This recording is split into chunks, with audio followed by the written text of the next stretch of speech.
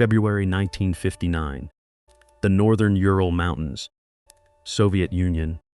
The landscape stretched endlessly in every direction.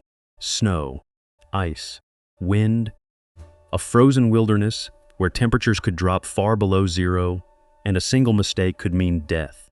For most people, it was the last place on Earth they would ever choose to visit. But for a group of experienced young hikers, it was an adventure, a challenge, a test of endurance. They had trained for conditions like these. They understood the risks, and they believed they were prepared. 9 of them would enter the mountains. None of them would return. Weeks later, rescuers discovered something that made no sense. The group's tent had been cut open from the inside, not outside. Inside. Whoever was inside that tent had been desperate to get out, desperate enough to slash through the fabric rather than use the entrance. But that was only the beginning. Footprints in the snow suggested the hikers had fled into the darkness. Without proper clothing, without boots, without essential survival gear. Some were barefoot, others wore only socks, and they were heading directly into one of the most dangerous winter environments on Earth. Why? What could possibly frighten experienced mountaineers enough to abandon safety and run into a freezing wilderness? That question has haunted investigators for more than 60 years. And even today, many people believe the mystery remains unsolved. This is the story of the Dyatlov Pass incident, one of the strangest and most debated mysteries in modern history. The expedition was led by a 23-year-old engineering student named Igor Dyatlov. Friends described him as intelligent, disciplined, and highly experienced in outdoor survival. The journey was not unusual for him, nor was it unusual for the people joining him. Most members of the group were experienced hikers. Several had completed difficult winter expeditions before. They understood navigation. They understood survival. And they understood the mountains. The route they planned to follow was considered challenging but achievable. A Category 3 expedition, the highest difficulty level available in the Soviet Union at the time. Completing it would be a significant accomplishment. The group departed in late January. At first, everything appeared normal. Photographs taken during the early days of the expedition show smiling faces, friends joking with each other, ski tracks stretching across snow-covered landscapes. Nothing suggested that disaster was approaching. The hikers kept journals. They documented their progress, recorded weather conditions, captured photographs. Those records would later become some of the most important pieces of evidence in the entire investigation, because they provided a rare glimpse into the final days of the expedition. As the group pushed deeper into the mountains, conditions became increasingly difficult. Strong winds, heavy snow, poor visibility. Still, the hikers continued. They had trained for this. Challenges were expected. Then one member of the expedition turned back. His name was Yuri Yudin. Unlike the others, he began suffering from health problems during the journey. Continuing would have been dangerous. Reluctantly, he said goodbye and returned home. At the time, he likely viewed it as a disappointment, a missed opportunity. What he didn't know was that his decision would save his life.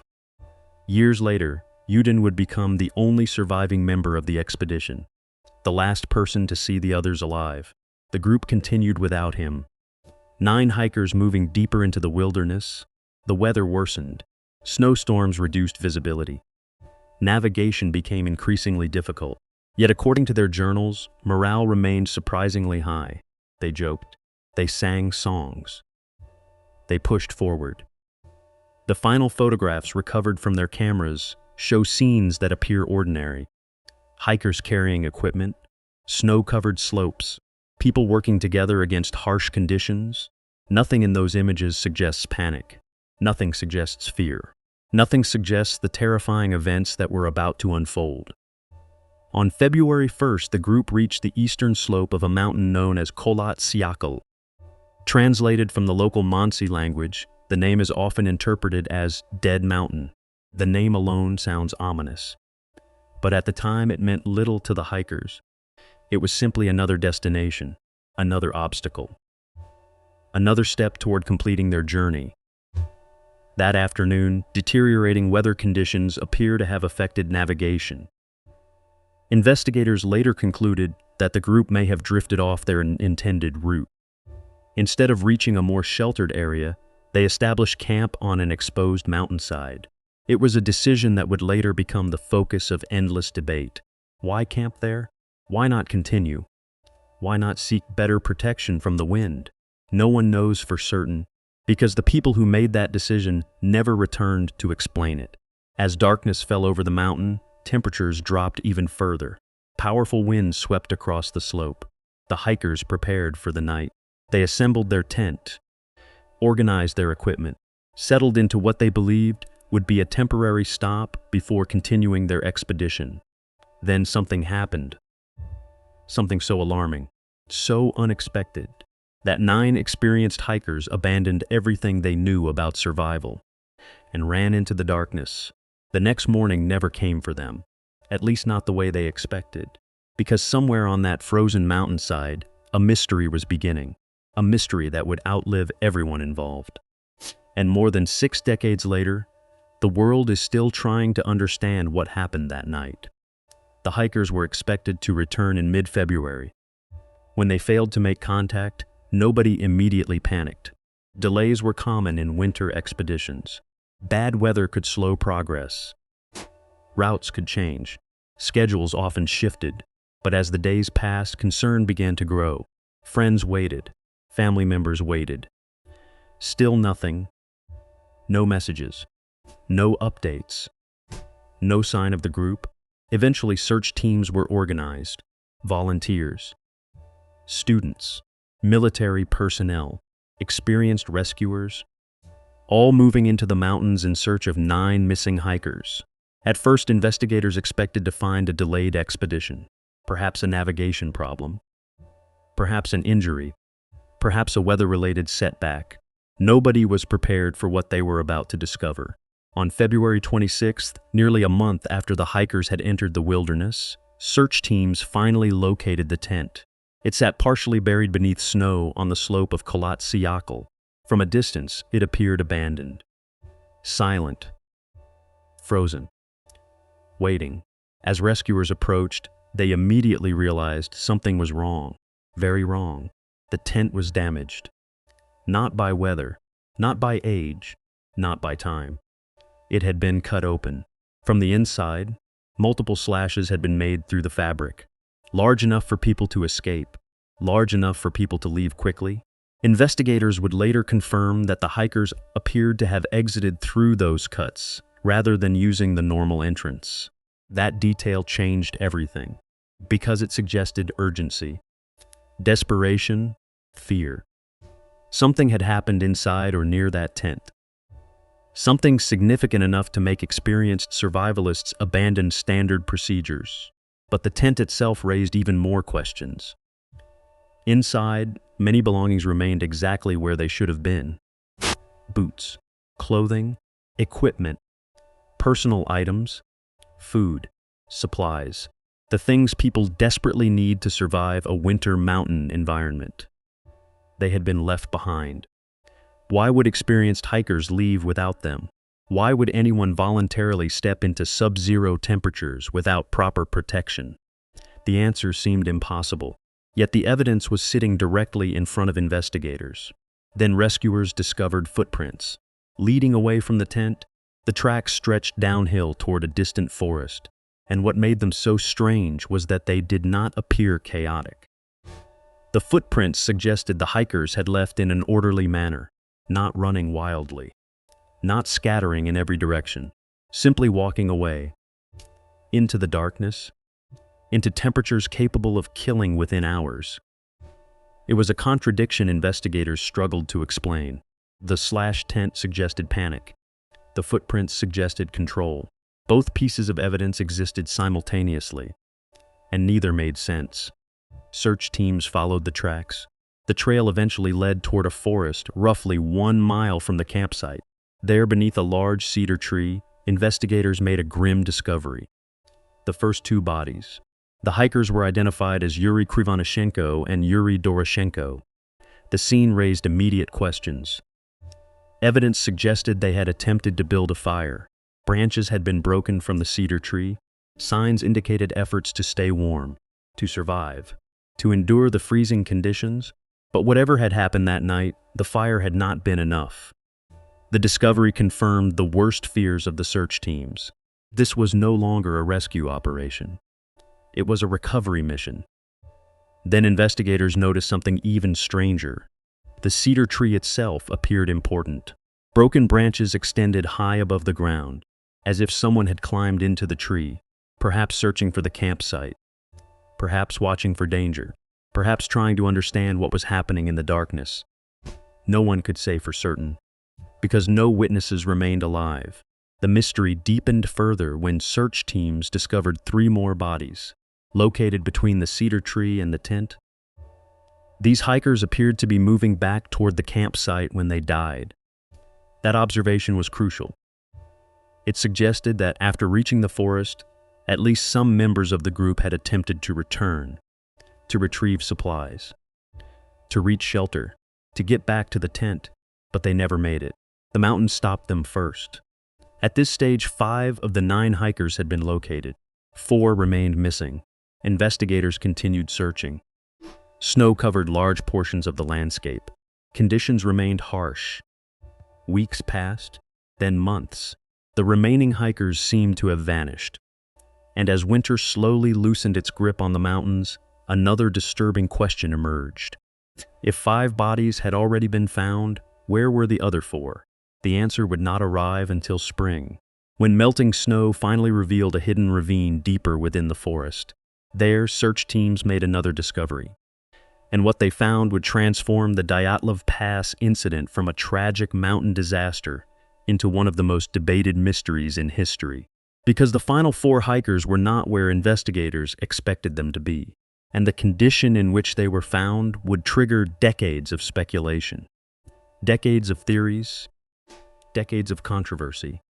Some believed the explanation was natural. Others believed it was something far stranger. But everyone agreed on one thing. The deeper investigators looked into the Dyatlov Pass incident, the less it seemed to make sense. The tent had been abandoned. The hikers had fled. The mountain had kept its secrets. And the most disturbing discoveries were still waiting beneath the snow. Spring arrived slowly in the Ural Mountains. Snow that had hidden the landscape for months began to melt. Search teams returned once again. Still looking. Still hoping. Still trying to understand what had happened to the 4 hikers who remained missing. Then, on May 4th, nearly 3 months after the first discoveries, investigators found them. The final 4 bodies were located in a ravine approximately 75 meters beyond the cedar tree. Unlike the first 5 hikers, these individuals appeared to have reached a more sheltered area. Evidence suggested they had attempted to construct some form of protection from the environment. Branches, snow, natural cover. It looked as though they had been fighting to survive, trying to buy time, trying to stay alive. But the discovery immediately raised new questions. Because the circumstances surrounding the final 4 hikers differed significantly from the first 5. Investigators noticed that some of the clothing appeared unusual. Certain hikers were wearing garments that originally belonged to other members of the group. At first, this seemed strange, but experts later suggested a practical explanation. As individuals succumbed to the freezing temperatures, survivors may have taken clothing from those who had already died. In an extreme survival situation, such decisions can mean the difference between life and death. That explanation made sense. But other details proved far more difficult to understand. The injuries. For decades, the injuries found on some of the hikers would become one of the most debated aspects of the entire case. Investigators documented significant trauma among several members of the group. Yet, the external damage appeared surprisingly limited compared to the severity of the injuries. Some experts later compared the force involved to that seen in major vehicle collisions. The discrepancy puzzled investigators. How could such injuries occur in an isolated mountain environment? What had happened inside that ravine? What force had been powerful enough to cause such damage? Questions multiplied. Answers did not. Then another controversial detail emerged. One of the hikers, Lyudmila Dubinina, was found with severe facial injuries. Over the years, this detail fueled countless sensational theories. But modern forensic experts generally argue that natural environmental processes after death likely explain many of the unusual observations. The harsh conditions, water movement, scavenger activity, months of exposure. Nature itself can alter remains in ways that appear disturbing when viewed without context. Yet even after accounting for those factors, the mystery remained. Because the central question still had no answer. Why did the hikers leave the tent?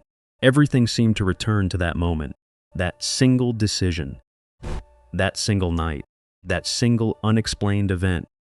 Then rumors began spreading. And once rumors begin, mysteries often take on a life of their own. Some people believed the hikers had encountered secret military testing. Others suggested classified Soviet experiments. Strange lights had reportedly been observed in the sky by some witnesses during the period. Was there a connection, or was it coincidence? No definitive evidence ever established a link. Still, the theory persisted. Then came another possibility: an avalanche. For years, avalanche experts debated whether a snowslide could explain the incident. The theory had strengths. A sudden movement of snow might explain why the hikers urgently left the tent. It could explain fear, urgency, confusion, the need to escape quickly. But critics pointed out problems. The slope did not appear typical for a large avalanche. Evidence at the campsite seemed inconsistent with a catastrophic slide. The debate continued for decades. Then there were theories involving infrasound, a phenomenon involving low-frequency sound waves generated by wind under certain conditions. Some researchers proposed that unusual acoustic effects may have triggered intense panic or psychological distress. The idea attracted attention because it offered an explanation without requiring a physical attacker. Yet evidence supporting the theory remained limited, and many experts remained skeptical. Others proposed encounters with wildlife, unknown attackers, government cover-ups, even paranormal explanations. As the years passed, the list of theories became enormous. But theories are not solutions, and none fully explained every aspect of the case. Then, decades later, researchers revisited the evidence using modern technology: computer simulations, weather modeling, advanced terrain analysis, methods unavailable to investigators in 1959. Some studies suggested that a small slab avalanche may have been more plausible than originally believed. Not a massive wall of snow, not the dramatic avalanches often shown in movies, but a localized event capable of creating enough danger to force an evacuation. If true, it could explain why experienced hikers cut their way out of the tent, why they moved downhill, why they attempted to regroup in the forest, and why events spiraled into tragedy afterward. For many experts, this explanation is currently the most convincing. But even today, not everyone agrees, because despite advances in science, certain questions remain unanswered. The exact sequence of events, the decisions made in the darkness, the conversations that took place inside the tent, those details disappeared with the 9 hikers, and perhaps they always will. What makes the Dyatlov Pass incident so fascinating is not simply the mystery itself. It is the collision between fact and uncertainty. There are photographs, diaries, maps, official reports, physical evidence. Far more information than exists in many unsolved cases. Yet somehow certainty remains just out of reach. The pieces are there, but they never seem to fit together perfectly. And that is why the story continues to captivate people around the world. Not because of sensational theories, not because of myths, but because at its heart it is a profoundly human story. 9 young people set out on an adventure. They were intelligent, experienced, capable. They had dreams, goals, plans for the future. Then one winter night changed everything. The mountains kept their secrets, the snow buried the answers, and a mystery was born. More than 60 years later, the Dyatlov Pass incident remains one of the most discussed unexplained events in modern history, a case suspended somewhere between solved and unsolved. between science and speculation, between certainty and doubt, and perhaps that is why people continue returning to it. Because every mystery eventually asks the same question. Do we truly know what happened? Or have we simply found the explanation that feels most comfortable? The 9 hikers never returned to tell their story. The mountains never offered a confession. And the final truth, whatever it may be, remains hidden somewhere in the frozen silence of Dyatlov Pass. If you had been one of the investigators standing on that mountainside in 1959, what would your conclusion have been?